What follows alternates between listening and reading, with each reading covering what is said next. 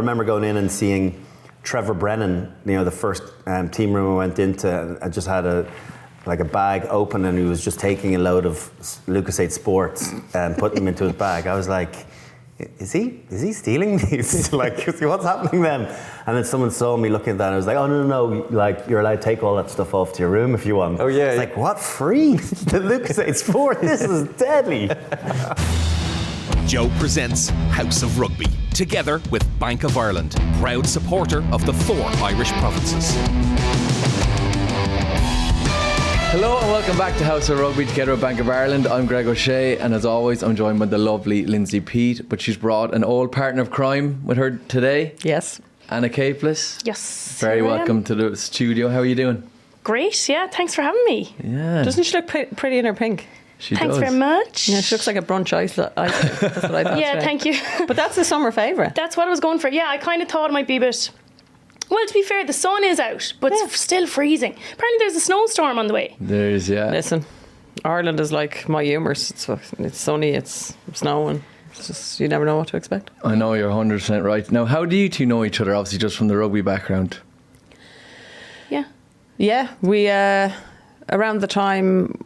Well, the late anyone who might have heard this week, we had a sad passing of the rugby family, Tom Tierney. Very sad. So, huge condolences and support to all his family and friends. And it was a week where the rugby family came together, and probably myself and Anne were over and back in voice notes. And it was Tom Tierney who gave both of us our first cap and our opportunity when he took over the women's team. And he was kind of blooding and like deepening the squad for the 2017 World Cup. So I got mine in 2015. I think you were early 2016. 2016, yeah. Got my first cap then. So that's how we met, and I've been privileged to play with her, but she's also an absolute pain in the arse when you play against her.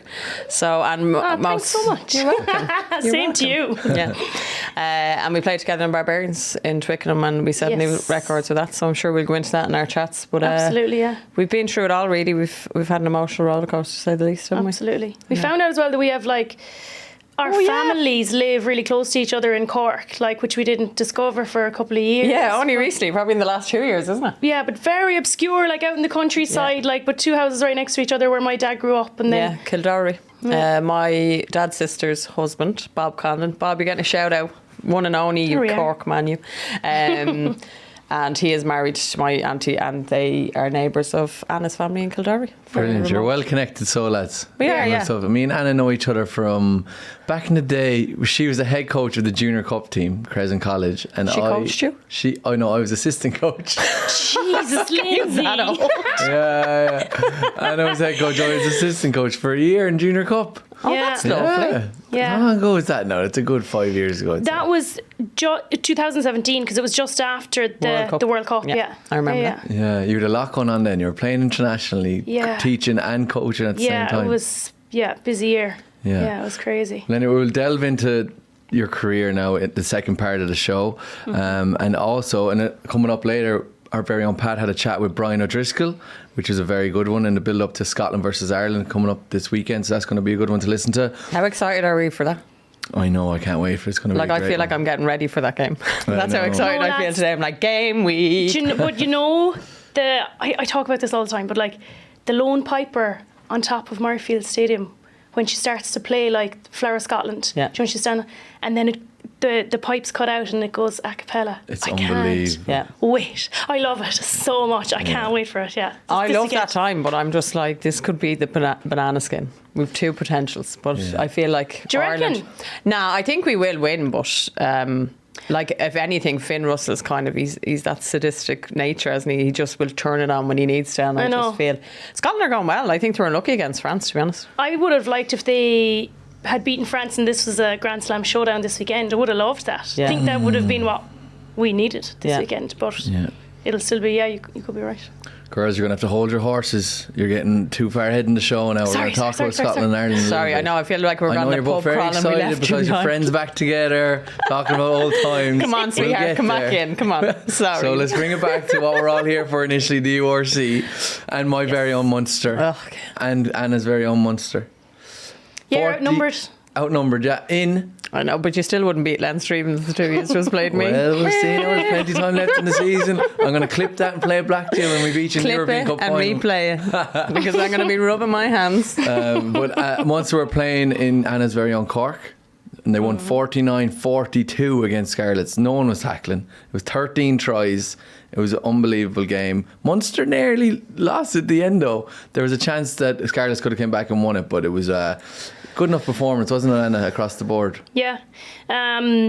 It was that, like, I suppose the players, like, at half time, you need to try something new. They're ahead by so much, and then they just kind of relaxed into it a bit. And like you say, they didn't want to tackle at all. They're like, I've done enough tackling for now. But it's great, like, when it serves up a big tri-fest like that. And when you come out on top, it's like, okay, we'll take the win. But it was so great to see R.G. Snyman coming back in the pitch, and everyone was so happy for him, and all the players were just smiling and hugging him, and that was really great for him to get back out there. It's been a long old road for him. I think he's been out for 17 months, 2 cruciates or something. Yeah. So he won the World Cup with South Africa and then came to Munster, and he's just played only like a couple of minutes. I read a funny tweet though. Someone had tweeted, like, everyone was obviously celebrating him come back. Someone was like, typical Munster now have rehabbed R.G. Snyman just in time for the World Cup. He could be breaking Irish hearts, like, down the line, or like he could be, a key for them. Like, thanks Munster for rehabbing him just in time for the World Cup. I was laughing at It's so true. Like, and he could have easily gone back to South Africa to his family and rehabbed because he was so badly injured. But he stayed in Munster, stayed in Limerick. By all accounts, he actually loves Munster and he loves living up here. So. Good to see him back. It'll be great for Munster as well going into the second half of the season. Yeah. He's obviously going to take a while to get back together as a top second row in the world, but we like having him in our team, don't we? Yeah, absolutely. For sure. Lindsay, what did you watch the Munster game? What did you make of it? I did, of course. Aren't they my next favourite team? Yeah, do you know what? I'm so impressed with them. Like, some of their offloads, like Calvin Nash, we spoke about him during the summer when he went on to New Zealand tour, and how good has he been? Incredible. Like, his draw and give, so went from Carby to him, drew in to Scarlet defenders, and he just nice little offload to Shane Daly. His try in the second half again, it was I think it was Jack Crowley found space to Shane Daly, and Shane Daly got Calvin Nash back, and you could just see the confidence. Even his own try, sniping in around Paddy Patterson. Oh, absolutely, it was fantastic. Paddy Patterson absolutely sold that try. It was brilliant, because I love the forwards didn't get credit for the kind of dummy that they sold. Patterson looking at them, and then just the inside pass to Calvin Nash. So I just think the variation of their try. The only thing I would say, listen, it's great to have a try fest, but I'm kind of thinking bigger picture for you. Like, you have Champions Cup coming up. Like, to lose the second half 35-14 is not really good enough, in my opinion, if you want to go on. And I am being hard on you because I want you to really give us a challenge. But that's where I see it. I think there's some really good, expansive, exciting rugby. Like, Frisch's offload was unbelievable. I think Fekitoa, for me, to let him go now after a season, and now that, like, Chris Farron doesn't come back, I'm not sure it's going to come back and bite us unless there's some big Bundyaki deal coming down the line, which has been spoken about for seasons upon seasons. Is your man coming up from New Zealand, Alex Nankavelli? He is, but I just feel like you have such depth in squad. Like, if Crowley now, is Crowley going to be that, backup centre for you, or where is it going to look? I just think a deep squad, if he's really going to build on this season, is going to be key. And I think what harm would have been another season for Fekitoa, for competition, for depth. If he's like Snyman is back after Snyman from Carlow boy. Snyman, I'm sorry, I was trying to get so many words out there. I was like, where do I go here?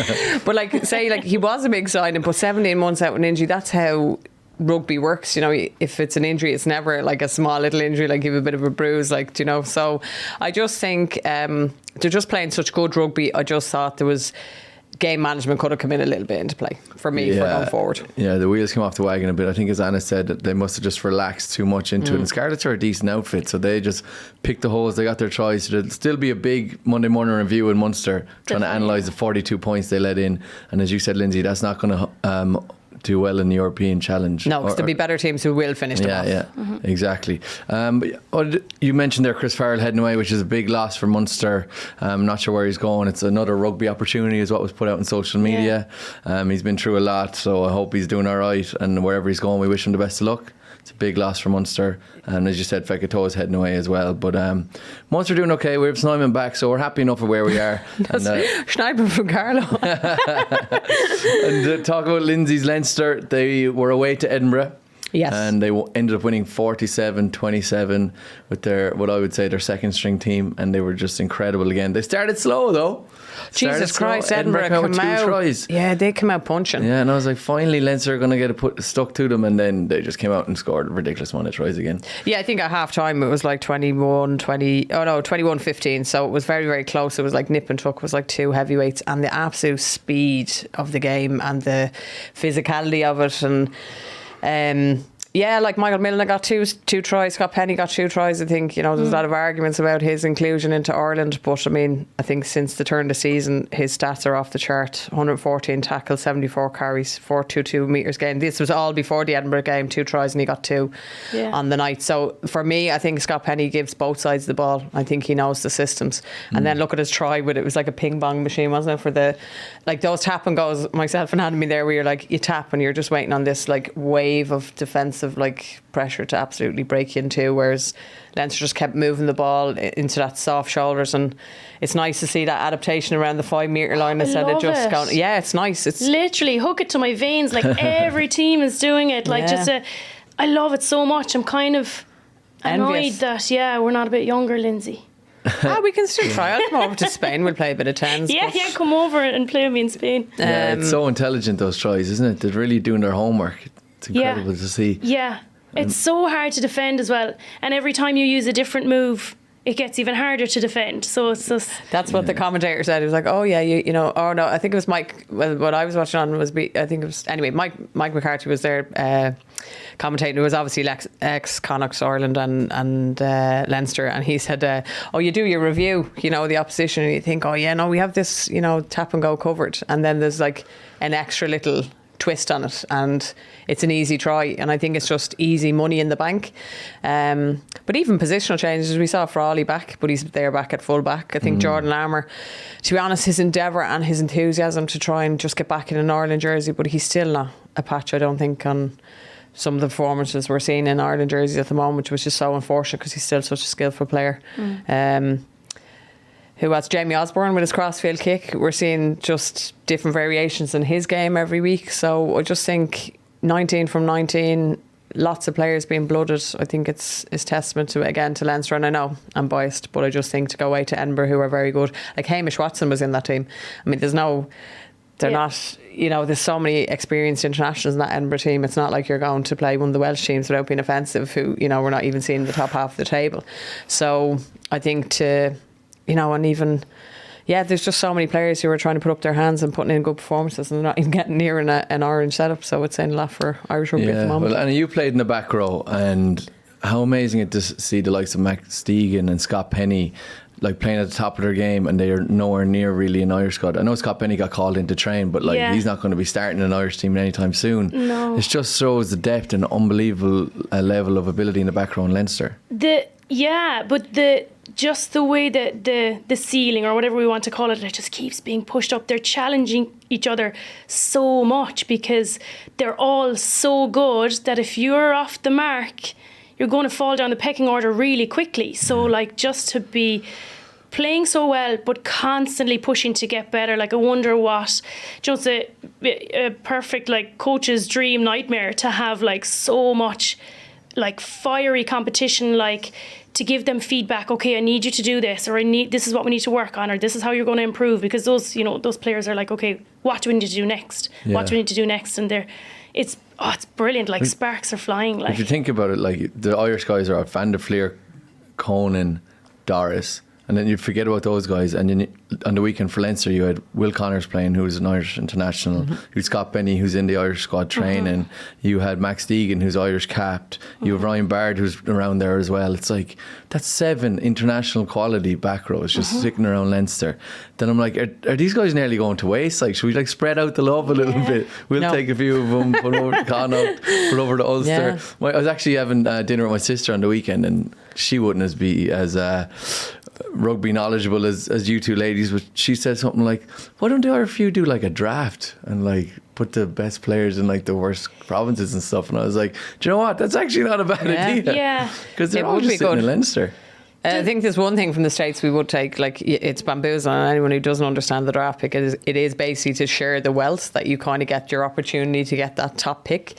They do it with college and American football, whatever else. And it kind of works because then we're not seeing it, but then you're kind of taken away from the hard graft and the from those foundations. Like there's a lot we don't see in the domestic, in the schools, in the rugby tots. So we don't want to take away the culture and what we know as Irish sport as well, whether we're talking about rugby or GA, that those grassroots, to see that the fruition of a player come from grassroots to the top is. But there's been chat around this though, like would you do something like that? But players don't want to leave Leinster. And I could see it working for the girls, I could, with the contracts, if we were going to have contracts, I would have rather possibly look at having the contracts back to the provinces and the clubs to spread the love instead of having then everyone gravitate towards Dublin. Yeah. Whether that be for training or for lifestyle, if we could, try and link them either to a university with some players so they get a scholarship there, or actually physically contract them to clubs that, and that'll deepen the experience in the club and what players they have there, and actually attract new players because there's big signings there, Yeah. But for the men's, I think we're too established now. They do it sometimes, positionally, they move players around positionally, but like, when you look at Scott Penny getting called in with so little game time, and then there's, back rows down in Munster that are also playing out of their skin. Yeah, like Jack O'Donoghue. Gavin Coombs, we can't understand really, can we? Yeah. How he's not really getting a chance. He's playing, like, to me, he can't do anything more. Like, he's playing incredibly. And Jack O'Donoghue, who's been playing non-stop, week in, week out, top of his game. Nick Timoney up in Ulster. There's just so many lads around the place. So I suppose you are right, Anna. Or if you do a little bit, but I'm just thinking all these best players are just coming out of Leinster private schools and going into the Leinster squad, and it's getting to a point now where they just can't be beaten. Like they're just way too good. Yeah. And like just all the best players are in Leinster, and I'm like, spread the love a little bit. Or if you were still going to get them all playing for them if they want. Yeah. But you see like Connacht just kind of falling off the pace a little bit. Ulster are doing all right, but I just think there's too many good lads sitting in there. And it comes down to the backs as well. Like you have like Rob Russell, you have Cosgrove, you've all these guys coming out. There's Turner as well. That are just top level players. Like, and why are they going down to New Zealand to get this Alex guy up? When they have like just take one of those Irish lads and put them into Munster. Yeah. Do you know what I mean? And that's probably Munster lads this now are going to be annoyed because there's the likes of Rory Scannell and Dan Goggin and all those guys that could play as well. But I just think it's just too much Leinster power now that I'm like, I can't even see them being beaten at any stage this year. What do you think, Lindsay?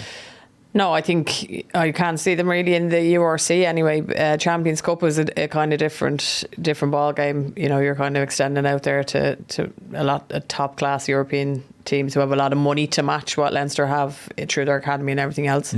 Yeah, I do see your point. I think the only thing I will say is that there's a system at work, and we spoke about this probably at the start of the podcast, that we need to now. Munster have found something which is brilliant. Now we need to build on that, and I think Tom was obviously the academy coach who the lads carried his coffin and stuff like that, and he's in there, and Dennis Leamy is there, and we have Munster men back really blooding that, and I think now there's something here, and momentum. You really need to build that, and now maybe look at these like academy hubs within Munster rather than, I know you don't have the private school set up, but something has to work for Munster there, and I think you guys have definitely something there to rebuild the legacy that Munster rugby is. I don't know what we're going to do in Connacht and Ulster and Connacht.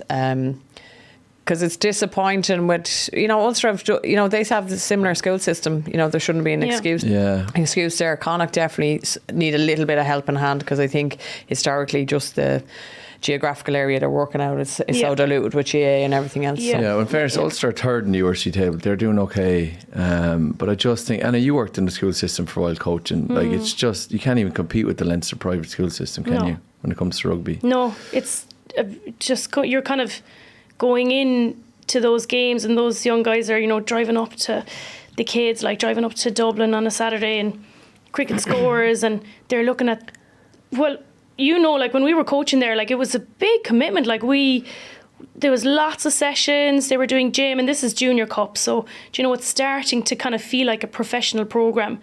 And then they go up to Dublin, and like they're just like streets ahead, and the size of the players, even you can see the difference. So it's there, and it's kind of ready to be kind of pushed a little bit more, but it needs investment. It needs more money and more like full-time coaches. And do you know, like, sure, we were doing that year, like on the side of everything else we were doing. It's like big sacrifice from the coaches as well. And it's there, like there's great schools, like the Munster schools competition is brilliant, and I'm so happy to see a girls competition now following suit. It's what we need, like it's what we needed.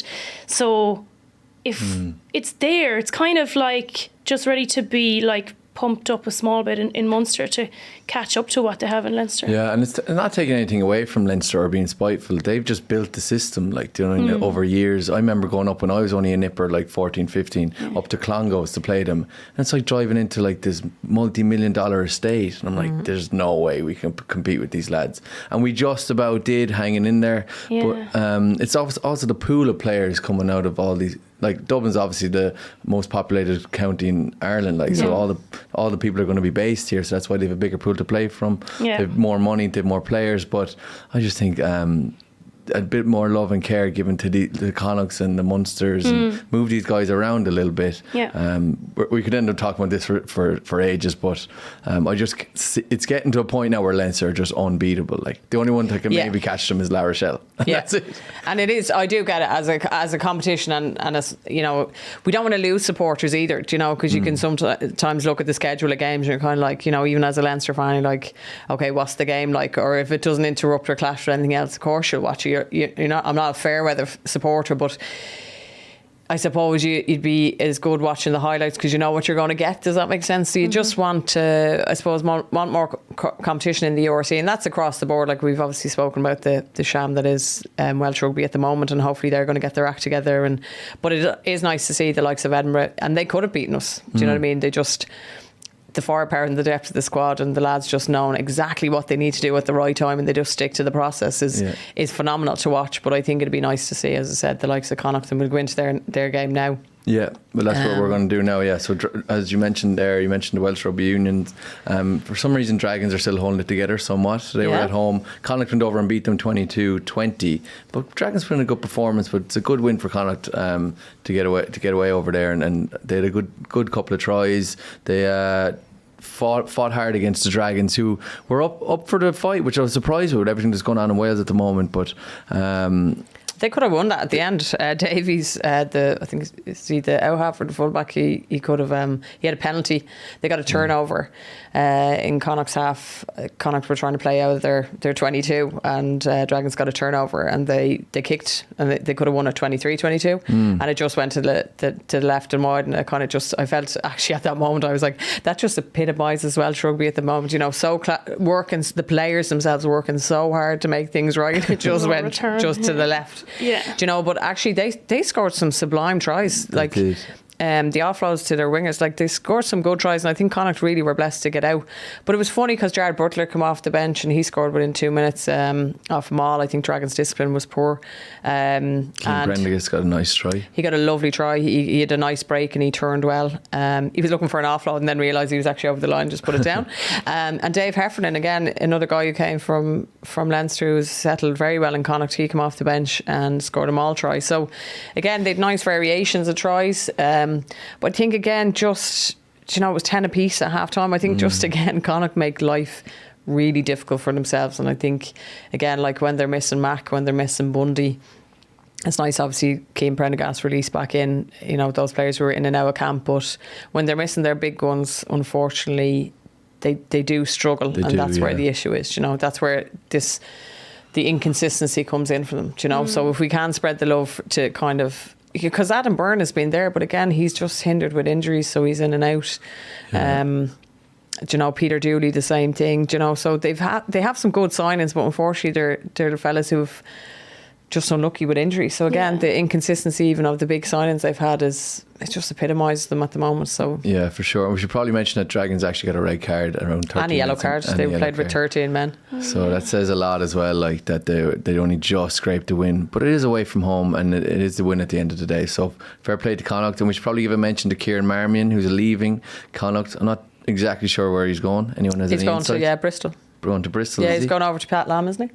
Yep. Yeah. That's the plan. Okay, nice. That's good signing for him, in fairness. He had 222 caps and 28 caps for Ireland. So that's a good little one for him, in fairness. I thought he would have stuck around Connacht for a bit longer, I suppose.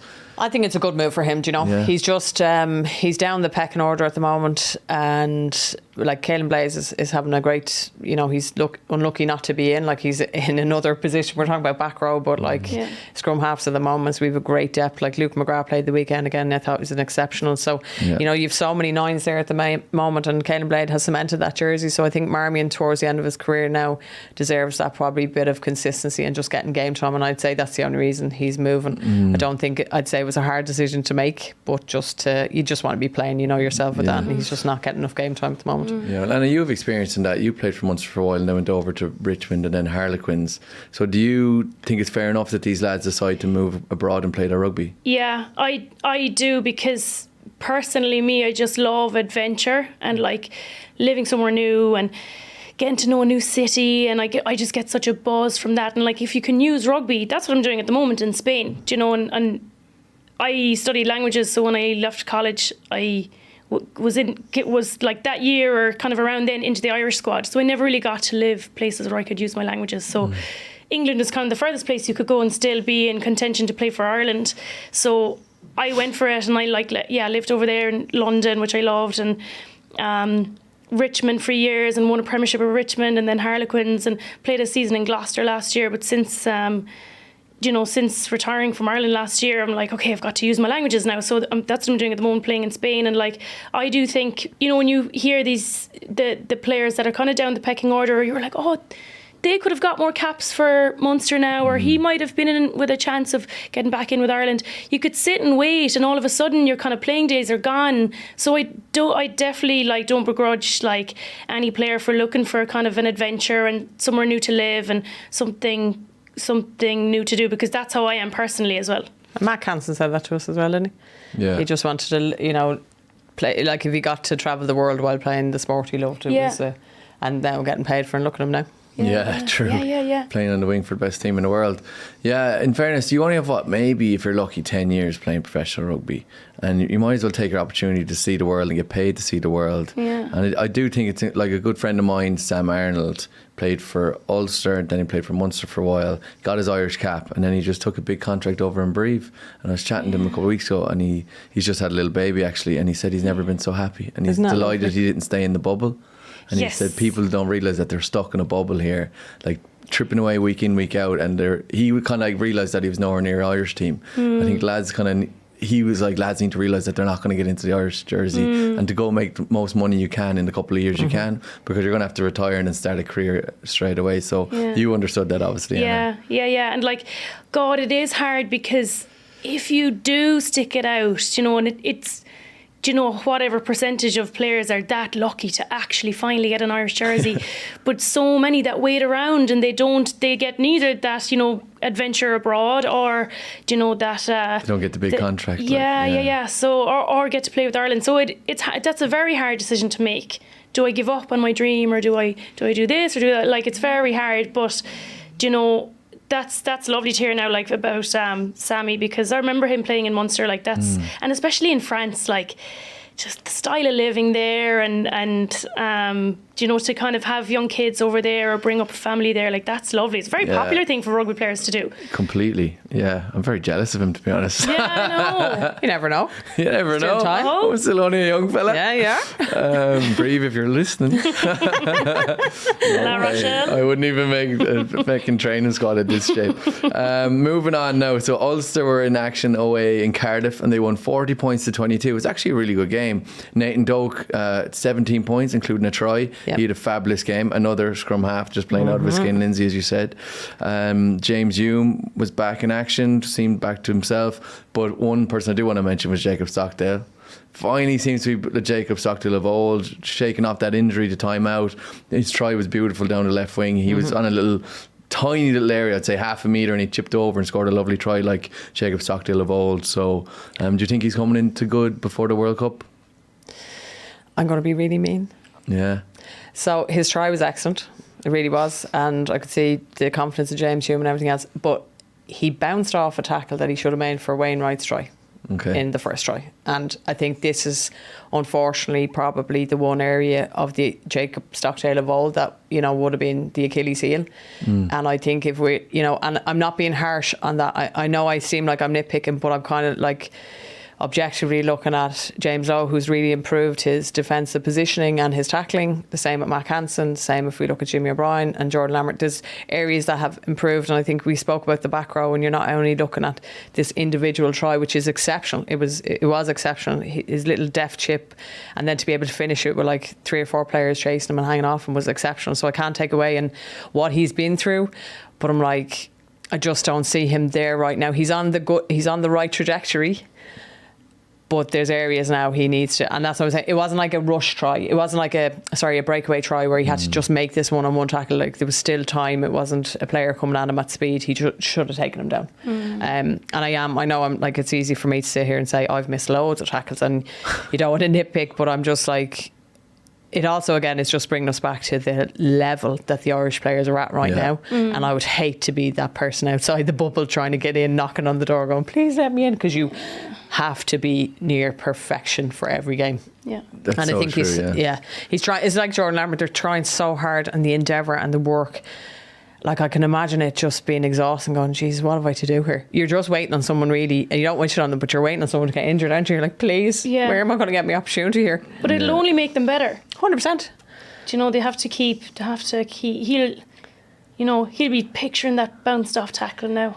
Yeah, I just think, you know, there are areas where that's where you're getting noticed. It's not always the tries which are exceptional. As I said, it's, you know, we speak about Ringrose, whose subtlety, you don't actually understand his importance until he's out. And we saw that last week against Italy. The same with Josh van der Flier. There's such really subtle guys who work so hard, and you actually, unless you understand the game so deeply, you don't understand the work that doesn't really get recognised, does it? All that really shitty yards, the ruck arrivals, all that dirty work, and it's the dirty work that's going to get Jacob Stockdale back in, because you don't want to be bouncing off tackles against South Africans, even Scotland. Like, we've such a tough group to get out of. Everyone has to be on point, and that's. I'd hate to be in that environment. Dan said, I'm not sitting here being perfect. Tackling ain't my forte. It's kind of handoffs.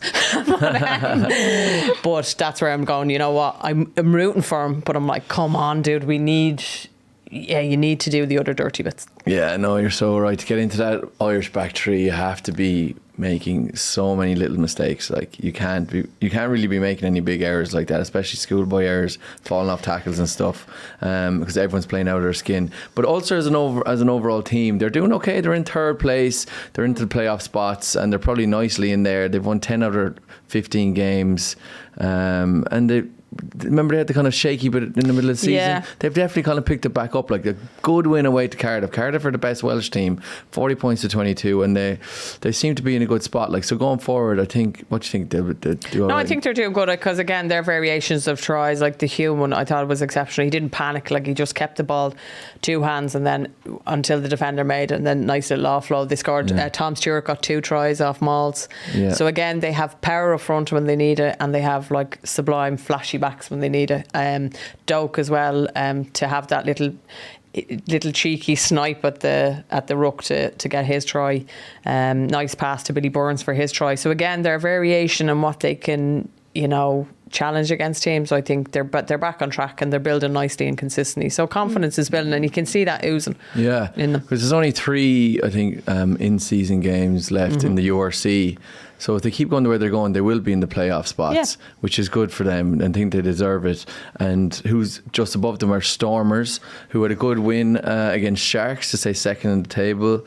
And then also elsewhere in the league, there was a surprise win for Lions over the Bulls, and Benetton actually beat the Ospreys, which was nuts. At the scoreline, I don't know exactly what it was. It was close enough, but I believe Ospreys were at home, weren't they, Pat?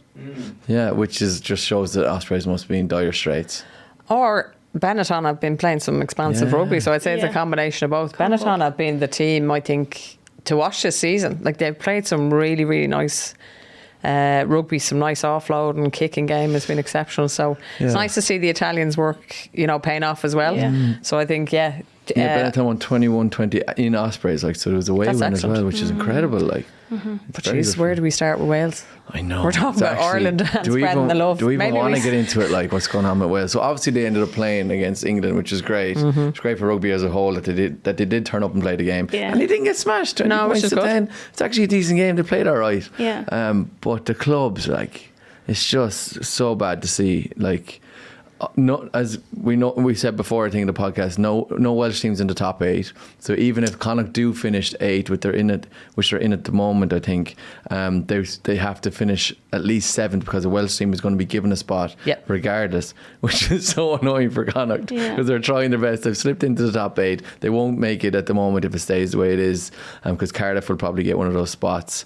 But like, where do you think they're going to go in Welsh Rugby Union? They're just all over the place. I think I hope they're at rock bottom, in which case the only way is up.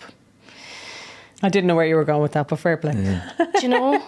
Yeah. It has to be addressed fully, a big overhaul of the decision makers, the people that are in there, like the heartbreaking stories that you're hearing from the players that are like, I don't know what to do if...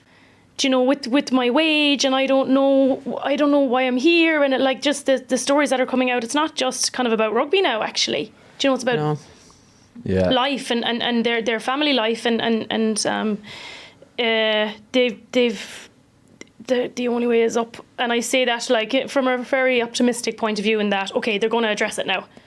They've got to just... Well, it's all well and good addressing it, but I mean, like we know, it takes years to build franchises like that. And I mean, they're three from 3 in losses at the opening of their Six Nations. Their under-20s, as far as I'm aware, and I'm open for correction, are on the same.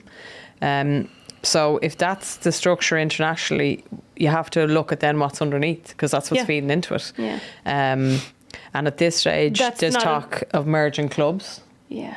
Ealing Trailfinders with Cardiff is Ospreys. Yeah. Like, Ealing Trailfinders are England or London, are they not? London, yeah. So, how does that make sense? Yeah, that's making no sense. And I'm not sure Welsh rugby needs now. You know, they're a very proud nation. You don't really want to help and hand off the neighbours that you don't really like to your right. No. The sad thing is for Welsh Rugby Union is that, as you kind of alluded to there, they have to start from the ground up, and that's going to take years. Like, this isn't a quick fix.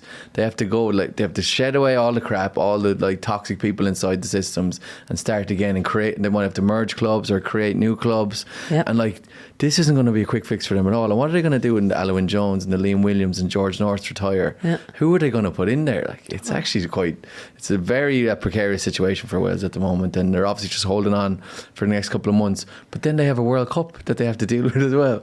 This is the worst timing for them. Yeah. Like, they should be concentrating getting ready for World Cup and building a squad, and they're worried about contracting players. Yeah. It's the so rugby bad. is secondary to everything, actually. Yeah, which is very sad. It is sad. I mean, we speak about it, and it's not nice. Do you know what I mean? And it's, do you know, you look at the likes of Shane Williams, who was a Lion and a world class player, and probably defied the odds of actually becoming a rugby player in his stature, and you know, he fought against everything. And you know, the Alwyn Jones, and Jesus, the list is endless as to the amount of exceptionally world class rugby players. Ken Owens, you know, like, they're exceptional players that come out of there, but why has that production line stopped? Yeah. Like, that just didn't stop overnight. That's been stopped over like years of toxic input, and not, you know, shedding the love to your golden child that you've produced. But what about all your other kids underneath that you will need at one day, you know? That comes with, like,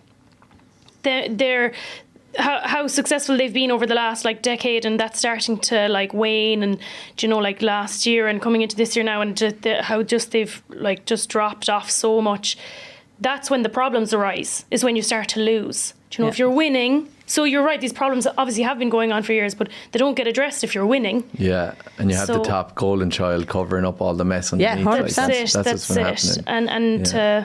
And I think of like New Zealand women's team last year, when they came over to England and played a pre-World Cup tour. They came over to England and were absolutely diabolical, shambolic. It was terrible. And I was so shocked. I was like, oh my God, England are going to run away with this World Cup. But because they lost so dramatically and because it was so poor, they had a complete overhaul. They addressed everything. Like, it was kind of a quick fix, but actually they did it right. What happened? They won the World Cup. So I can't see someone like Wayne Smith coming in for 6 months and doing that with it. No, Well, why pick Warren Gatland then? I can't see I'm not it. suggesting that Wales are going to win the World Cup. No.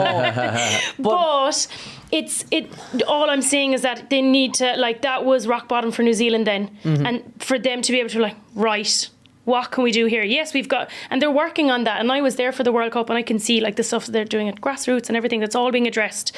But at the top level, they were able to make the sufficient changes, and then the players themselves are the ones who carried the team to win a World Cup. Yeah. Players have to buy in. Yeah. But I think New Zealand, I haven't been down there now to see the club system, but I presume that their club system is in a good space, and it was just they had a couple of dodgy people inside there, so it wasn't being run properly. There's a combo of things. They're not, the women's side are, and I would say the men's side of the New Zealand Rugby Union isn't exactly, they're not doing everything right. It's not as like, oh wow, New Zealand Rugby. There's a lot of very unhappy people down there with how things are being run, but it's being addressed now. Okay. A lot of voices talking about it, and a lot of question marks, and a lot of people saying, hang on a second now, because they've, especially in the women's side of things, they've seen, like, they love their women's team. They are brilliant, like, and they did such an amazing job to win that World Cup, and now everyone's like waiting to kind of push on with their legacy. So they're like, hang on a second, is this right? Why is there only so much funding for this tournament, and how come she's not playing for this team? And so there's a lot of awareness and questioning there now as well, which is going to continue to happen. If you think about Wales, the supporters deserve more as well, and they're going to be like, hang on a second. Yeah, but see, New Zealand have their 7th, so like the women's team won the Vancouver, isn't that where it was? Yeah, just there, so they won it gold again. They were in the Olympics, obviously they won World Cup. Do you know, so they have such a talented a pool of players that it's nice for them to be able to move in and out. Yeah. Whereas if you look at Wales, it's not like they have a 7s programme. No, it's Do you know completely what I mean? different. No, it's completely different. Kind But of at least there's blooding on some level, and then you have the Farrah Palmer Cup with all the the provinces as well that are feeding in. So there's some good things being done there. You can't even see that in Wales rugby now. When we're going over the URC and we're like, loss, consistently loss. You know what I mean? Yeah. But it is testament, and I back up what you said. Like, it was lovely to see the turnaround, and it was like fairy tale stuff from New Zealand. Like, toxic. Wayne Smith comes in, fixes everything, and they win a World Cup. It was like fairy tale. That doesn't happen very often. But I just don't see an easy get out for Wales, and they're just going to have to be patient with a barren period for now till they. They just have to take a page out of New Zealand women's book and maybe put like a Leinster system as like the pinnacle of like, okay, that's what we kind of want to emulate, the club system, building up into the team and all the academy players being on the same page as the senior players and stuff like that. So we'll see. Our heart goes out to Wales because we all love them as a rugby nation. So hopefully they pull their socks up and get it done. But they're facing, I think, Italy in Rome this coming weekend. So who knows? They might have a good performance over there. But great opportunity for Italy to get a win against them. But our very own Ireland are going over to Murrayfield, and you tried to talk about it earlier, so I want you to talk about it now. It's going to be a massive, massive game. And as you kind of said, Lindsay, it could be a banana skin for us. Scotland are good across the board, like all the way from Jamie Ritchie to Finn Russell, obviously, to Hugh Jones and Van der Merwe on the wing. I'm like, there's no real weakness in Scotland anymore. Well, Hugh Jones has just reignited his career, hasn't he, really? Yeah. So we've the centre kind of, like, who's our centre partnership? Is Henshaw going to be back in with Ringrose to the sacred partnership, So the two centre will be headbanging. The battle of the 210s, the battle of the 29s, the battles of the back row. Like, Richie will we see Hamish Watson back in? It looks Ferguson like Hamish at Watson 8 will be back in if they're playing him for Edinburgh. It looked like he should. Yeah, be it looked playing. like, and you know what? He's an absolute pain. He's an absolute pain in the arse around the breakdown. And if you're going to stop Ireland, you're going to target their breakdown. And same with Richie. Like, I thought he was exceptional. Some of his work last week to get to some of the rucks to keep that quick ball moving. And we can see that now with Scotland, that they're kind of very much Ireland-esque in how quickly they're moving the ball. They want that quick ruck ball, so it's always this backward line and winning easy gain line and keeping the ball moving. Anyone's playing at 9 and keeping the ball moving. I think the battle of the front rows actually will be key. Like, Scotland have an exceptionally good front row and pack. So I just think there's going to be battles all over the pitch. And I think if Finn Russell, other than giving his intercept pass for Ramos to go in it with an easy try last week, like you can't go 19-0 down against France and try to get back, which they nearly did. But if they can fix that against Ireland, I think, Jesus Christ, we'll be biting our nails and sweating until the final whistle. It is going to be a tight one. What do you think, Anna? I think that's what we need. 100%. I think, I agree. I hope it's going to be a brilliant game. Win or lose, draw, actually doesn't matter. Like, Jesus Christ, Anna, we're going for the win. We're just kind of building up. I know. And like, it'll be great. And like, we'd obviously be disappointed if we lost. Yeah. Don't get me wrong. It's not like, whatever. But whatever happens, as long as we're learning and improving for a World Cup, and we learn enough from Scotland, and we don't show all our cards, I don't know, like, that's obviously something else to kind of debate. But I trust that we've enough kind of variety in attack that's like not going to happen. And because, you know, that's happened to us in the last World Cups. Like, we've like kind of literally shown everything. So everyone had us read so much that they were able to just kind of pick us apart. I trust that this team has kind of learned enough, and I think Andy Farrell is smart enough not to kind of show all our cards so that Scotland is able to know what to do next time they play us. But likewise, they'll be thinking the same thing, because we have to play each other and in however many months' time in a World Cup group. Yeah, I think it's a good look at to what we're going to be facing in October when we have them in our group stages in the World Cup. And I feel like the Irish 15s team, they won't be thinking about the World Cup. But I think for us as like supporters and that much, it's a great look at, okay, this is going to be a big game when we come down to the group stages down in France. And like, it's not a foregone conclusion that we're going to get into the quarterfinals, because we have to beat South Africa and Scotland at the World Cup to get in. So this is going to be a good snapshot, and it'll be also a good battle of who's going to have the mindset going into that match then in the World Cup. Because I don't think we're going to meet each other again over the summer period. So playing now, whoever has that mental edge of the win going into that's going to be massive. So there's a lot on the line here. And we've had Jimmy O'Brien on the podcast before, Lindsay, and he says that Finn Russell can do absolutely anything. Like, and they're all, when they play he's against the hardest to play against, and he said so hard to play because he brings the ball to the line so flat, and he's like 14 options because he can do everything. So that's going to be, I think, our Achilles heel, if he can pick little gaps in our defence. So it's going to be a great test, I think, for Irish defence, especially the back three guys closing off, because, you know, Finn Russell, he throws the balls over the top, he kicks in behind. So the boys are going to have their work cut out for them this weekend, I think. I feel like the Irish pack will be on top of their pack, the Scottish pack. And I do, like you, Lindsay, I don't think we're going to lose, but I think it's going to be a tight game for sure. I think discipline as well is going to be key. The only thing is, Finn Russell now isn't as consistent as a kicker. But then would Stuart Hogg step up? So they've kind of other options there. I think he had a great game, Stuart Hogg. I feel the release of the captaincy and the pressure off him, with putting the captaincy on Richie, has really allowed him to be back playing to the standard we expect of him. I thought he was exceptional in their performance against France, and they were very unlucky. But I said, I don't think any international team can go 19-0 down and then expect to kind of come back and win a game.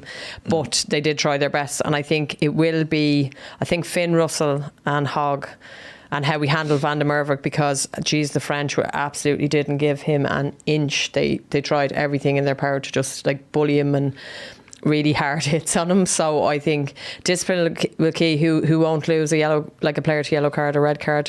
I think Finn Russell, if we can kind of lasso him and keep him under wraps. Van der Merwe, I think, would be key, and Stuart Hogg. But I think in every other area of the pitch, I think we're good to go.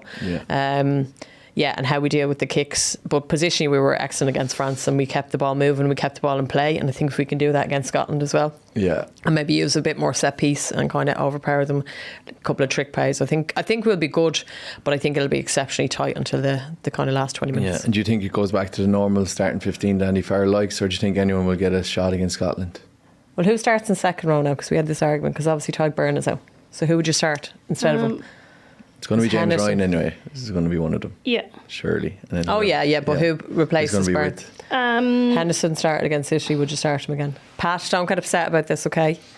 Who else do we have? So we've Bard. You could play Coombs in second row. I think Joe McCarthy is still out. He's ruled out to the end of Six Nations. So it's between Ryan Baird and Henderson. Really.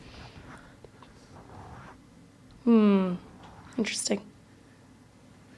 Henderson. Greg? I think just to go against Anna, I think Bard. No, I do think Bard. I almost changed what I said after I said it as well. I think because Bard is a little bit more dynamic than Henderson at the moment, unless Andy Farrell's trying to go for a really set piece and like meticulous and get everything just like straight and cross your T's and dot your I's. I think Ian Henderson, I think Bard offers you more around the pitch. I'd go with Bard because I think the Scottish second row, they're not as mobile. They kind of match Henderson, so they kind of negate each other. But I think Bard to kind of do all the donkey work and really run them around the pitch and tire them out for Henderson just to really kind of manage the game for the last 20 minutes. Yeah. And I think as well as when you say, I would envisage it still being O'Mahony, Doris and Van der Fleer in the back row. So you've O'Mahony there like leading that line out. So if in the last 20 minutes we needed a leader to step up, Henderson then comes in and you've James Ryan and O'Mahony as your line out leaders and your pack leaders. Hopefully Furlong comes back in to kind of cement things in for the scrum. And I assume Dan Sheehan will be back after a hamstring injury. So and Johnny will be back as well, I'm sure. After his who starts at 9? Who starts at 9? I presume Gibson Park's still injured, is he? Yeah, I think so. Is he, Pat? He's back in the squad, yeah. He said he's fit, so hard to tell whether. Yeah, they might give him a go if he's ready to go, like, because he was the number one choice. But Murray actually has sped up his ruck. His ruck speed has really increased, and I think he's really stepped up. And I think he'd be unfortunate, probably. But like I said, I think the speed of ruck and how we want to move Scotland. Gibson Park might get the run. Depends how he's training after the injury, to be honest. Who would you go with? I think Murray would start even if JGP was available. And then drop Casey altogether? I think so. Oh God, the poor child. I know. Poor Casey did so well as well. But he's still just growing, doing his entrepreneurship. He's brilliant. You know what I mean? Or, yeah, and internship even. Apprenticeship. Absolutely. It's entrepreneurship. And that too. but he's had plenty of game time as well and did really well. Like, not just, you're kind of 5-10 minutes here and then you get dropped because someone else is available. He was given a good bit of time as well, which was great. Good for him. Who would you start as your centres? If Gary's good to go, Gary, of course. And who's his 12? I think Bundy. I just like Bundy. Do you think McCluskey will probably get it though? But I would like to see Bundy in there. So you'd start with Bundy and Ringrose. Who would you go? McCluskey maybe, just to go against Greg. God, I feel like I have to remove myself here. Well, Scotland's centres are good. I'd probably stick with McCluskey and Ringrose, to be honest. I think Bundy is actually, well, he was out of position now against City in the 13 shirt, but he made a great impact in the last few games coming off the bench. I think he's someone who just, when teams are tired, he's really just like absolutely hammers home. So I'll probably keep him as impact off the bench, but we might be talking about either of them lads. If Henshaw's back in and he's training well, he might. I can't see Henshaw going straight back in, getting a start, but it might be on the bench, Henshaw, and give him a few minutes. But we'll see. There's so much we could talk about with the Irish team, but we have to move on and talk about an Irish legend. He actually got chatting with our very own Pat, Mr. Brian O'Driscoll. Listen to this here. Brian O'Driscoll, pleasure to talk to you today. There's a chap that we work with, Jason Hennessy, and he's just so very jealous that I'm chatting to you today. So great to talk to you. We're here at Old Belvedere as well, and this is, I remember when I was doing my book a few years ago, there was talk about, is this one of the places you used to come and get changed out of the back of the cars and stuff like that here? Yeah. It was, yeah. This was the start of Leinster. Actually, before we did end up making this our base with Leinster, we used to be nomads. We'd get text messages, an hour before training. Oh, we're in this pitch, or we're there, or we're in St Andrews, and so this became our base then for probably about 7 or 8 years. I would have thought, maybe at least. So yeah, we were in containers out the size, physio and containers, meeting room. It's a while since I've been up here, so yeah, reminiscing about very different days. And we were actually talking to recently, or we do House of Rugby as well, and Greg O'Shea was talking to Josh van der Fleer, and he was talking about his early days with Leinster, and his famous story for him, he was probably scared witless, was coming into train. Have you heard that when he came into train with you guys when he was in the academy, and he just remembers you passed him the ball and the first thing he did and he dropped it, and he said that stuck with him. I was wondering, do you remember that moment at all, or anything like that, or even a young Josh van der Fleer, what he was like in the squad with you? I can't specifically remember that. No, I'm glad I don't, because what sort of person would that be going? I remember his first error within the Leinster camp. He's not going to make it. He's never going to be World Player of the Year. No, I think, listen, there's always a nervousness with younger guys coming through, and I think what's really important, and you see it now with kind of the unity of lots of the provincial teams and the national team, is about making them feel at home, making them feel comfortable, and making them feel as though they've earned the right to be there and that they belong there. Yeah. I remember, again, like, I'm actually trying not to do this too much, mention my book that I did a few years ago, but my book. You have a book? Pull it out now. Like. Leather-bound books. But I remember chatting to Johnny Sexton then when he first when I was doing it, but he hates the narrative that he was that it was all because of Contepomi did his leg, that he then broke through and stuff. And I remember he was very keen to stress that to me, that like, no, like, you know, I was established in that team and all back then, but was he? Yeah, that's the question. I was going to check that with you. Like, no, Johnny was a coming player, of course. Like, Felipe was moving on to Toulon that year because Johnny was ready to be number one, and I think. The semi-final and final supercharged other people's belief in him being the correct choice, whereas, Johnny's always been a big believer in his own ability, and I think, coaching staff and us as players had a clear idea that he was a player that was on the rise. Maybe didn't envisage him getting to the meteoric heights that he has subsequently transpired to achieve, but we knew that he was a very good player. Well, and what was that like, because you and Gordon would have had that thing when you were kind of, like, wasn't Gordon, he didn't go to the South Africa tour because he was doing his leaving cert and stuff like that. Like, but you guys would have been in from an early age then. Can you remember those kind of first sessions in with the big hairy lads who had jobs and stuff like that? Very well. The first one over in Galway, I was so scared. And it's the small things that you remember, where I came down to dinner and you don't know where to sit. You don't know what the protocol is.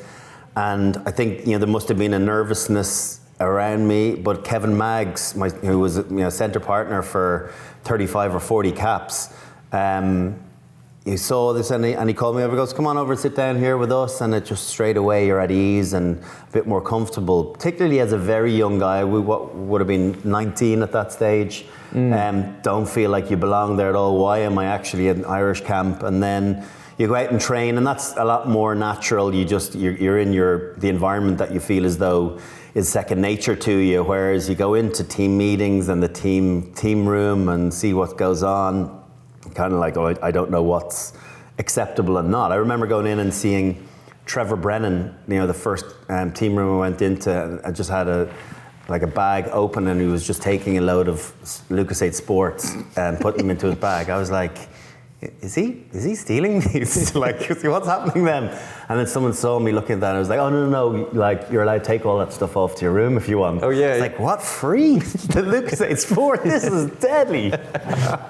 Yeah, and it's like, and then because I remember we had recently enough, we were talking to Robbie Henshaw, and hopefully he's now going to be back for the next round of the Six Nations games as well, but he was talking about that thing of his first time in camp as well. I think it was probably out of Carton House, and I was kind of wondering, like, for you along the years, like, there was the famous kind of Gary Ringrose one where he came in and impressed everybody. The lads are going to be doing that, I think, today and tomorrow against the under-20s. Can you remember a couple of lads who would have came in over the years that, like, you'd be like, oh, this guy, keep an eye on this guy? Like, I knew Gary immediately. Yeah.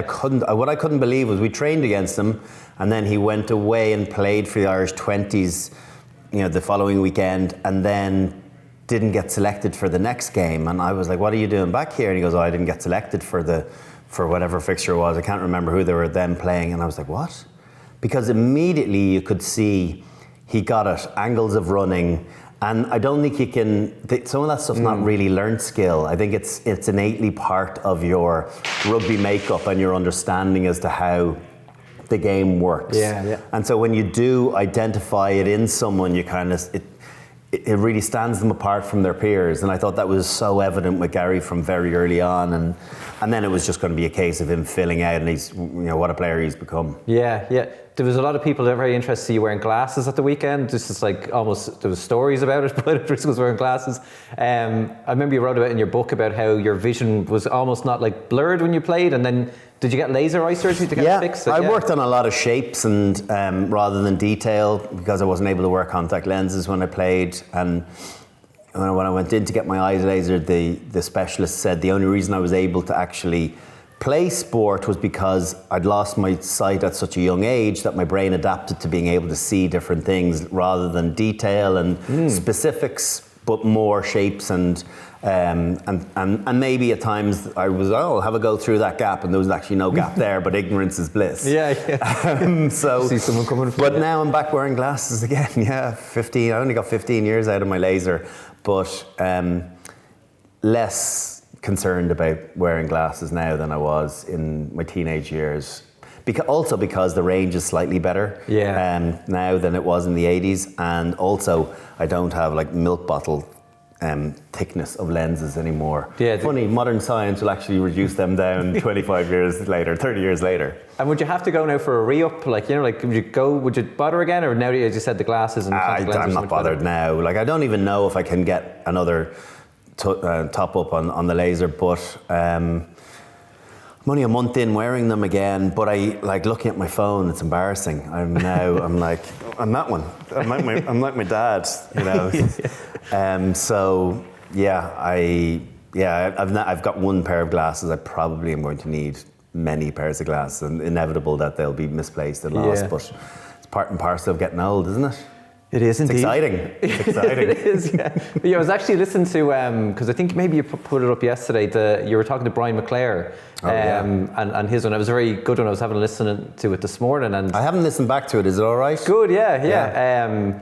It's funny, I was kind of saying, it's kind of almost like he has his two co-hosts with him as well, like almost like the Peter Crouch style or something like that. But it was interesting to kind of hear, because I'm kind of your vintage as well, like we're kind of around the same era, like, but that Mark Hughes was your favourite player, because McClare was mine when I was kind of growing up, but then I was kind of, I suppose, out of it. Like he's some interesting stuff that he talks about as well. But I was kind of what else? Kind of like you were saying, cousins of yours were from Manchester, and that's how you go into it. But I was kind of over the years. Did you get to meet some of the lads that would have been your heroes then when you were growing up? Like I would have gone to United, to Old Trafford a bit, but not a lot. So I suppose I've probably subsequently met some of them through different events and things. I met kind of Paul Scholes and Gary Neville, and I met David Beckham a couple of times. All very brief, but but to be able to have a conversation and spend a little bit of time, at a couple of events with Mark Hughes, it was pretty cool. Yeah. And I told on that podcast, Kevin Moran took the picture of us because he knew he was a huge fan, and it's the worst photo I've ever seen. Like, it's totally blurred. Yeah, really. Like he had one job, and he couldn't get it done. Like, come on, God damn you, Moran! you moron. My dad actually. My dad got me his autograph years ago. He's in Cassidy's pub on Camden Street there, and it was on the back of a beer mat. Like those kind of. But you cherish that beer mat for so many years. Like, and I think as well, you have to kind of remember that as well when you're signing autographs, too, for people that, a squiggle. Like, it doesn't take an awful lot of time and effort to write someone's name, and you forget how big that can be to somebody else because you were that child once upon a time. So I think it's really important that kind of resonates with you, and that you don't kind of flippantly not think about the magnitude that it can and how big it can be in someone's day or for. It can be very impactful. Yeah. And you were here like today, like we're at Old Belvedere, and you're doing something for Defender. You're only giving me some of the details there. It sounds like a great competition there. This is a prize worth entering. So it's for 7 to 13-year-olds. Obviously, Defender are a worldwide partner of Rugby World Cup, and so you can become a mascot for Ireland v South Africa in 23rd of September, or Scotland the 7th of October, I think is the date. And basically what you have to do is you have to put together a video or a speech or a talk inspiring the team, what they have to do later on to bring back the William Webb Ellis. So you don't have to be, the important thing is you don't have to be a player. You can be a fan, you can be a supporter, and it's a money can't buy prize. It really is. Imagine walking out with Johnny Sexton from one of those games. Yeah, that'd be unbelievable. Yeah, wouldn't it? he's going to be pretty pumped. Yeah. So, yeah. Just gripping your hand. Yeah, exactly. Super tight. You need to do some exercise knowing that what stress is going to be coming through. Your kid with a big ashen white face, just like, oh, my hand is breaking here. I have 2 kids. Well, I have 4 kids, but 2 of them are in that age range, so might get them to start recording their little speeches now. Yeah, I did have a word. Well, when I told my son about it, he did say, "Can I win it?" And I said, "Why don't you put a video in there and we will see. And it'll be a lucky dip." But yeah, now nepotism is well and truly finished in this world, unfortunately. So I don't think Billy O'Driscoll, we're going to see him in There'll be in headlines. Paris. There'll be headlines. There'll be scandals about it. I know I was actually going to maybe touch back on that one about talking about United and heroes and stuff. I was wondering, maybe even through golf or the HSBC stuff you do as well. But who's the kind of like the most random, or who's the kind of the strangest person you never thought you'd meet that you have ended up, rubbing shoulders with, like through your kind of the career or stuff you do as well? Oh, Janie, who's the most random? That actually sounds like an insult, but isn't it? But like, just kind of. I think the person I probably was most excited about meeting, and it wasn't through. Yes, it was technically through rugby. Back in 2009, Peter Aiken, who puts on concerts here, invited me to a Bruce Springsteen concert, and I'm a huge Bruce Springsteen fan, and in the RDS, and he's put the events on for years, and he got me a private meeting with Bruce just before he went on stage, and that, like, I'm pretty cool with meeting most people, not with him. Really, it was a cool moment. Yeah. And it was really cool. And I've got a picture, I don't have that much stuff on my wall. The only downside to it is that I was wearing a white t-shirt in it, and it looked like you could hang a wet duffel coat on my nipple coming through the t-shirt. So that's the only downside to that meeting. Everything else positive. Just like you see it on your wall and you're just like, fuck it. I was like, that's all I can see is you got to get your eye taken out with it. I was talking, because I said that sometimes I do a bit of like lecturing in sports journalism and stuff, and I would talk to people about just the whole idea of interviewing people and kind of like, and how to get comfortable and the kind of relationship you have over the years. But I was always telling them that at the 2011 World Cup, because I was kind of late 20s when I properly got into like focusing on sports journalism, and I remember interviewing yourself and Rod just like at that World Cup. I remember listening back on the dictaphone to myself, and I had this kind of high-pitched, "Hey, Brian," like, and I only had to have a word with myself and be like. We've all been there, right? Yeah. I like, even when I started being an analyst in TV, and you look back now, 8 or 9 years later, and I'd be horrified at what I see. Experience counts for everything, where you've been there a number of times and you've asked lots of questions, and then you find a way as well. It's like, even with me, trying to find something to ask a player that I know they won't be bored being asked again. Yeah. So it just shows. One thing I thought when I was a young player coming through, I was like, experience, rolling my eyes, all these guys talk about how important experience is, and then having an appreciation as an older player about how undervalued it was, and how much that cool, calm individual, having been there before, how much that does count for just settling everyone's nerves around them, and including your own. Yeah. And it's like, I was actually even going to touch on that whole thing where you even spoke about the captaincy and all the extra kind of stuff that's involved in that, but like the art of the press conference now as well, where I was like, when I used to talk to Joe Schmidt, I used to, like, he was great at just what we'd call like eating the clock. Like he would you would ask him a question specifically, and he was a great way of locking eyes with you, but not answering your question. Yeah. And all of a sudden 4 minutes had gone, and you'd walk out and you'd go, shit, he did it again. Like, but you can't break that too. So you can't break it, right? Conor O'Shea was another one when he was with Harlequins. Like, he knew that there was a 3.5 minute segment or 3 minute segment, and so it didn't matter what he was asked. Yeah. He had his answer.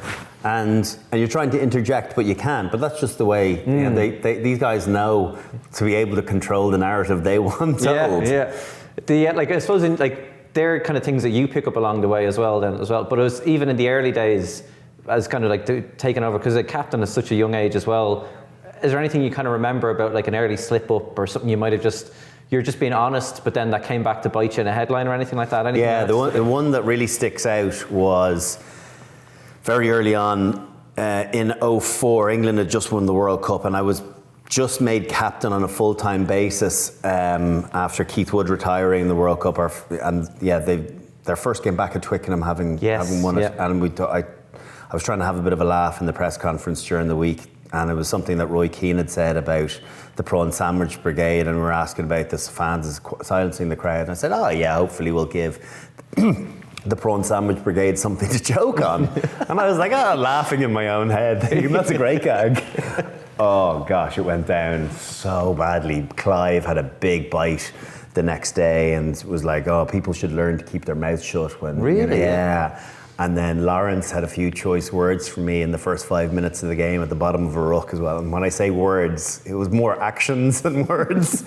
And so I remember thinking, maybe don't try the wisecracks. Yeah. Maybe just the straight bat is your better option from now on, particularly when you're vastly inexperienced in these situations. I've got this, lads. Like, gangster, get out. There was a one about I think I always remember, like, England, they used to always have like motivational messages up their tunnel and Twickenham and stuff like that. And was it that 2004 game? I remember somebody had said like they were world champions, and then one of the Irish lads wrote something on the wall of the tunnel like, not anymore, or something like that, because they'd been so proud of it. I can't imagine. Who would want to get caught writing not anymore? Like, it's a great gag, don't get me wrong, it's a great gag, but like, I'm not going to be that guy with your red pen out as the old, oh no, it's not me, but it's in red and you've got a red pen in your hand. Oh no, it was somebody else. It was the one-armed man. Actually, only to kind of talk about that, maybe just, I wasn't planning on asking this now, but I think it was the year before, the 2003, when it came, and the famous one about the red carpet and stuff, but I always remember in that game that Eric Miller was such a great player to you guys, and I think it was 2003 game, maybe it was 2001, but he was such a great player to Ireland at the time, but they went out and did him in the first 10 minutes of that game. Like, that's how ruthless that England team were. I don't think Eric Miller lasted till half time. You have better memory than me. No, we were hanging on. There was a great England team in 2003, and I've answered a lot about the red carpet and the president and everything, and I totally understood Martin Johnson's stance on it. There was nowhere for them to go. They'd obviously lost the Six Nations. The 3 years previously on the final day, and they just couldn't go back, without winning the Grand Slam this time, and they didn't. It was pretty convincing, by the 80th minute. Yeah. We hung in till half time. I think it was like 7 or 8 point game, and then we just got tackled out. Yeah, and it was pretty ruthless from them at the time as well. I kind of wanted to kind of even ask you then about the. Let's say, yesterday I was lucky enough to talk to Donncha Ryan. He's over now at Raj over in La Rochelle, and kind of just talking about how his kids are speaking French now. And even there, that's probably in a way, once you go over and visit La Rochelle or you see the scenes over there, you'd be thinking Raj it would take a lot to kind of tempt them out of that as well. At this, then I was kind of thinking, because I was talking to you today, it was coaching, it's kind of gone at this stage for you, hasn't it? You wouldn't be tempted now at this stage to get drawn back into it in any way, would you? I quite like the variety of what I do now, to be honest with you. And coaching isn't something that you can stick your toe in and dabble with. You need to be full bore at it. International coaching is probably the dream, where it's 9-10 games a year. Very intense for a concerted period of time, but then you're able to step away and not be day to day, albeit you're having to do an awful lot of preparation and whatnot and watching lots of games. It's not the same level of intensity that club coaching is. So that, I think everyone's trying to get to international coaching, if the truth's be known. Yeah. But it's hard to stay. There's only so many international teams, and then you don't want to peak too soon as well. So you got to learn your trade as well, and the place to do that is at the club. But from my own perspective, never say never, but I don't know what the circumstances would need to play out for me to go from what I'm doing now into a coaching role. It probably isn't overly conducive to our family life as well. So that would be a big factor, of the upheaval of going somewhere and changing things up. I don't think we'd have an appetite for that in our house. Yeah. I remember talking to Rory Best when he was coming up to retirement, and it was funny at one stage he was almost worried he didn't know what to do, and I was kind of saying to him, "You'd be grand." You're like, I know, but it it's is a very funny hard thing, when isn't it? Like, when you're living it yourself. We can all Yeah. give the best advice to other people. Yeah. You can't give good advice to yourself. Oh yeah, You yeah. know, and you can't see the wood from the trees sometimes around what the opportunities might be and might arise. There's definitely a nervousness that comes with finishing up and the uncertainty as to what you're going to move into. And that's why I think what's really important, if you have the luxury of being able to take a bit of time and choose and decide what is for you and what's not for you, rather than throwing yourself into something and jumping around different things because they don't really work for you. I think there's been some really smart guys that have taken a step away, taken a year off and not panicked. And I suppose we're lucky from a tax back point of view that it affords you the opportunity to bide your time and pick and choose a bit smarter. Yeah. I was speaking to you last year, it was over Zoom, I think we were having a chat, but similar enough question as well. It's like just players this year in 2023, it's a World Cup year as well. Like we're not saying like who are the best players in the world right now, but who are the players that excite you most? In the world or in Ireland? In the world, yeah. In the world. Caelan Doris. Yeah. Artie Sevilla. I think Karevi is very exciting. I think Gary Ringrose is very exciting. I think Finn Russell is very exciting. I think Damien Penaud and Antoine Dupont. I think Lucania Am. I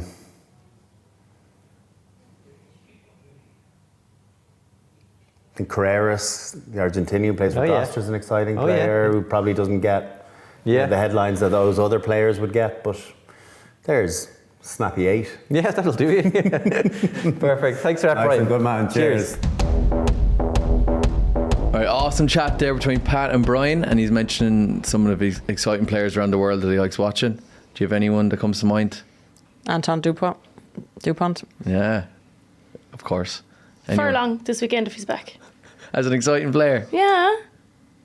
Fair enough. What do you disagree? No, I wouldn't say he's exciting. Wouldn't be my word. No, I'm excited for him. Maybe that's kind of just as we were listening to that there. Just that's the first thing that came to my mind. So I'm excited to see him back. Fair enough. My one is Finn Russell. Nice. Yeah, I know it's an obvious choice, but I just think every time he gets the ball, you're like, oh my God. Or Capuzzo. It's time for our Never Stop Competing moment of the week. Very quickly, we're giving it to, of course, RJ Snyman. Out for over 500 days, 17 months with a knee injury, back from Munster, which we love to see coming into the business end of the season. Also, South Africa will have him back for the World Cup, but we don't want to dwell on that. All right, well done, RJ Snyman. Your Never Stop Competing moment of the week together with Bank of Ireland. Now, and it's been absolutely delightful. Thank you so much. Best great luck with everything. Thanks for having me. Yeah. Great to have the chats and catch up. It's so great. It has. It's been great. You're a fabulous person, a fabulous player. So it's great to catch up again. Lindsay, thanks so much as always. Have a great week, Connie. I will do. Because we have Six Nations this weekend. Yes. So we're building up into that, guys. And we'll catch you the following week to wrap up all the Six Nations. And hopefully Ireland have won the Grand Slam. Thanks, Bank of Ireland, proud supporters of the 4 Irish provinces. And we'll catch you next time. Joe presents House of Rugby, together with Bank of Ireland, proud supporter of the 4 Irish provinces.